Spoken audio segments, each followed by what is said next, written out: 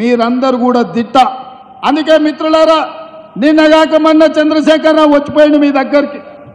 ఆయన పాపం నామ నాగేశ్వరరావు గారిని బకర చేయడానికి, ఆయన చెవుల పువ్వు పెట్టడానికి ఆయన చెప్తున్నాడు, వచ్చేది సంకీర్ణమే, సంకీర్ణంలో నామ నాగేశ్వరరావు గారిని మంత్రిని చేస్తా అని.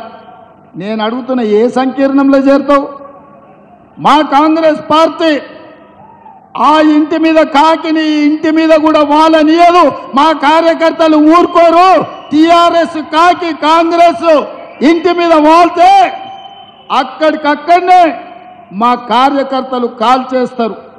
ఇక మిగిలింది బీజేపీ కదా, నువ్వు చేరబోయేది బీజేపీలనే కదా చంద్రశేఖరరావు.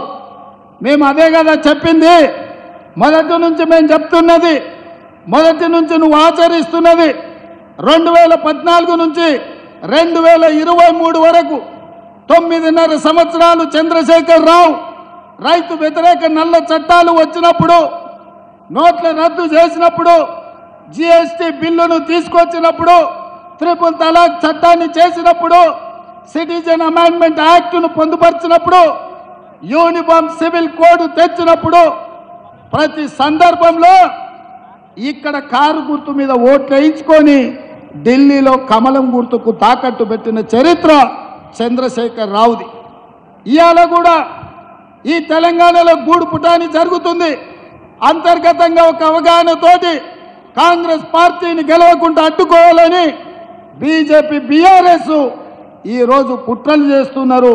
ఈ కుట్రల్ని తిప్పికొట్టాల్సిన బాధ్యత ఖమ్మం మహబూబాబాద్ పార్లమెంట్ నియోజకవర్గ కార్యకర్తల మీద ఉన్నది. అందుకే మిత్రులారా, కేటీఆర్ చెప్తున్నాడు, కారు కొంచెం ఖరాబ్ అయి కార్ఖానకు పోయింది, మళ్ళీ వస్తుందని. నేను చెప్పదలుచుకున్నా, బీఆర్ఎస్ నాయకులకు కారు ఖరాబ్ అయి కార్ఖానకు పోలే, కారు అనుంజడి కార్ఖానకు పోయింది.